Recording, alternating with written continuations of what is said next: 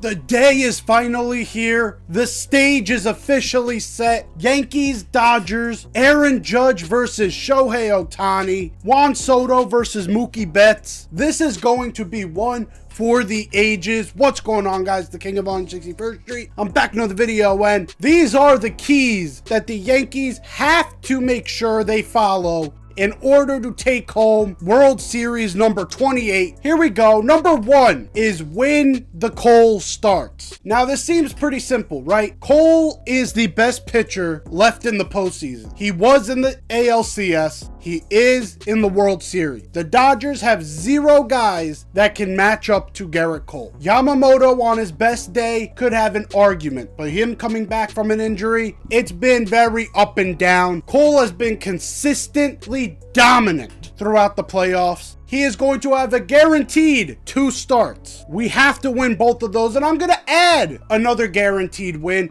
We have to win the bullpen game from the Dodgers. That is coming most likely for Clark Schmidt's start. The Dodgers bullpen is good. Do not get me wrong. They have one of the best relievers in the postseason in Blake Trinan. Their bullpen is not necessarily as deep as people want to make it seem. A guy like Landon Knack has been terrible in the postseason. He's a guy that they love to go to. They have a bunch of guys that you've never heard of. The Yankees offense has to pounce in a situation like that, especially when Clark Schmidt is pitching the way he is. Coming back from injury, Clark Schmidt has been great. Pitching in this postseason, yes, pitching to contact. But guess what? He's still getting the job done. And this offense that we're going up against, it is a tough one. The Yankees have a better offense statistically in these matchups, and I'll get to that a little later on. We have to get to their bullpen.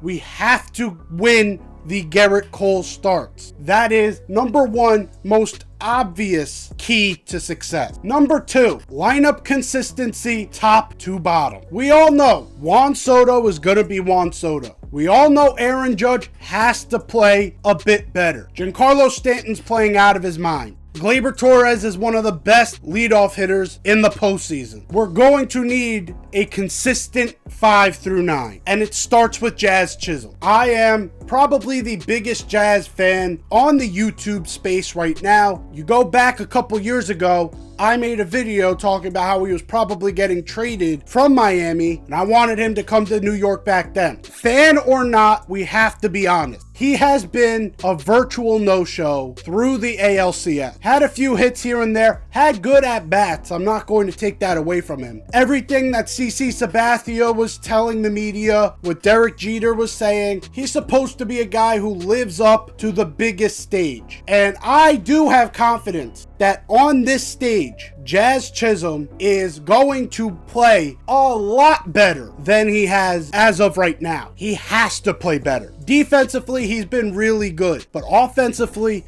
we need power, and we need his speed on the base paths more often than not. Take your walks if you have to. Hit the ball the other way. Do whatever you have to do to get on base. But it's not just him that has to be consistent. Austin Wells really has only one good swing all postseason, and that was the home run he hit against Cleveland. He's got to figure out whatever's ailing him at the plate right now, because he looks in between on every single pitch. When there's a fastball coming, he thought it was a breaking ball. When there's a breaking ball coming, he thought it was off speed. When it's off speed, he thought it was breaking ball. He seems in between on absolutely every pitch. He guessed right once. He's going to have to figure out how to adapt quicker than he has throughout this postseason, because his at-bats have started to look sorry. And if he can't figure it out through the first 2 games, you have to think about switching him and Trevino. I know you don't want to break the kid's confidence, but this is the goddamn World Series. If you can't cut it at this stage, you don't deserve that playing time. And I think Austin Wells is going to have a long career with the Yankees, and he's going to be a great catcher for us. Right now, he's not cutting it. And a guy like Jose Trevino, first at bat, was able to slap a RBI single to right field. he seems more comfortable at the plate with literally 0 at-bats than Austin Wells has looked throughout the entire playoff. At some point, enough has to be enough, or he has to figure it out. Outside of those two, you have Anthony Rizzo, who is 6 for 14 in the playoffs. All his hits are singles except for one. He has one double. He looks at times like he's the old Anthony Rizzo, where he's timing up these pitches as well as anyone. The consummate pro's pro, a veteran at the plate. Sometimes it looks like he's injured, and those fractured fingers are giving him issues. He's going to have to start hitting with a little bit more consistency in terms of the power department. You can't get much more consistent bat to ball than 6 of 14. But again, you're getting some soft hit balls to go through. If we're going to talk about consistency, exit velocity is a part of how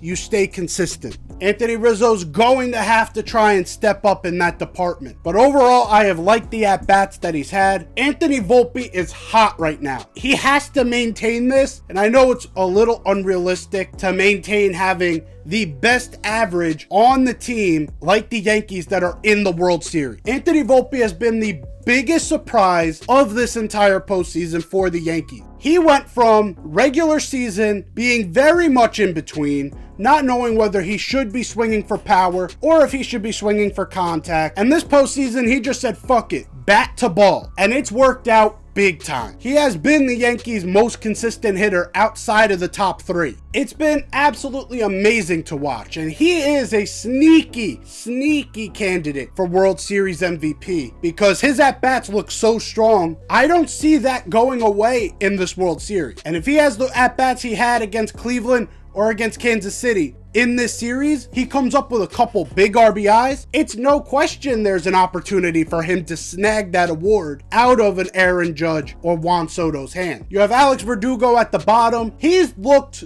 good in spurts. Game 1 of the postseason for the Yankees, he was able to drive in Jazz to win the game at that point. Sometimes he's looked like he's been able to get bat to ball. Other times he's looked very much fooled. He's going to have to maintain consistency. When it's not Jazz that's stepping up, it's going to have to be Austin Wells. If it's not Austin Wells, it's going to have to be Anthony Rizzo. A combination of these guys have to step up in every single game in order for the Yankees to succeed. You cannot always rely on Glaber and Juan getting on, Judge either striking out or hitting a bomb, and then Giancarlo Stanton actually hitting a bomb, and then just everyone else striking out or grounding out. This is going to have to be a collective effort, and I think the Yankees are up to that task. And that kind of goes along with my third point, which is take advantage of the pitching matchups against Los Angeles. The Yankees are the best hitting team in Major League Baseball against right-handed pitching. The Los Angeles Dodgers do not have a left-handed starter, and they only have one lefty guaranteed for their bullpen. There's a chance there could be two. We'll see what happens with Vesia, whether he's going to be on the World Series roster or not. Either way, most of your matchups are going to be up against right-handed pitching. Obviously, this team looks at the matchups against righties